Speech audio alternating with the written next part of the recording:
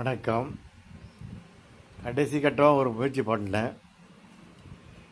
3 வருஷமாக இந்த பக்கவாதத்தை வச்சு பெரிய அரசியல் கூட நடந்தது. இதுக்கு மேலே ஒன்றும் பண்ண முடியாது, வீட்டில் ஓய்வெடுக்குன்னு சொல்லிட்டாங்க. நான் ஒரு 2 வருஷம் தொடர்ந்து முயற்சி பண்ணி ஃபிசியோதெரபி கொஞ்சம் பண்ணி பார்த்தேன். திரும்ப கடைசியாக ஒரு ஆசை என்னென்னா, சித்த சித்த பக்கம் போகலான்னு ஆசைப்பட்டு தர செலவு பண்ணி மருந்தெல்லாம் வாங்கிட்டேன்.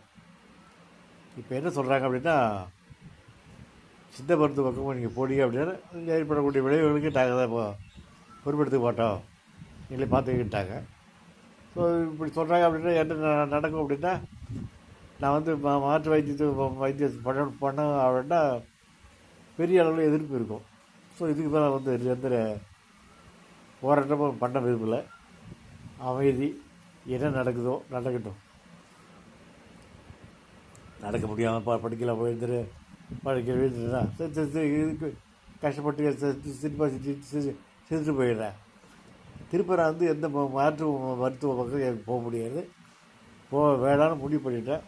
மன்னிச்சிடுங்க, நண்பர்களுக்கு உதவி பண்ணீங்க, நல்லா இருந்தது. என்னால் வந்து இதுக்கு மேலே செயல்படுத்த முடியாது.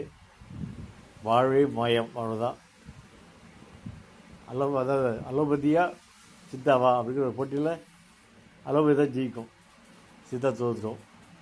நான் நோயாளி இருக்கிறதால நான் எதிர்த்து நிற்கிற அளவுக்கு நான் வரல. அதனால் அமைதியாக ஆஃப் ஆகிடுறேன். நடப்பது நடக்கட்டும். கஷ்டமாக கடைசி கட்ட என்ன முயற்சி என்னென்னா, இதுக்கு பிறகு எதுவும் கிடையாது. யாராவது நண்பர்கள் யாராவது ஃபிசியோதெரபி பண்ணுறதோ, இப்போதைக்கு ஃபிசியோதெரபி மட்டும் பண்ணால் போகிறோம், அதுக்கு கூட போகிறோம், வேறு எந்த வைத்தியமும் கிடையாது. இப்போதைக்கு என்னால் வந்து நடக்க முடியல, எந்த நேரம் படிக்கல விழுந்துருக்கிறதால ஃபிசியோதெரபியை தான் பண்ணி தற்காலிக தீர்வு எடுத்துக்கலாம். போய் மாற்று வைத்தியத்துக்கு நான் போகலை. பின்னாடி வந்துட்டேன். வாழ்க்கை வாழப்படும், பார்த்துக்கலாம். வாழ்க்கையை இதுதான் முடிவுன்னா நடந்துட்டு போட்டோம். இதுக்கு மேலே அந்த முயற்சியில் எடுக்க விரும்பலை. மன்னிக்கவும்.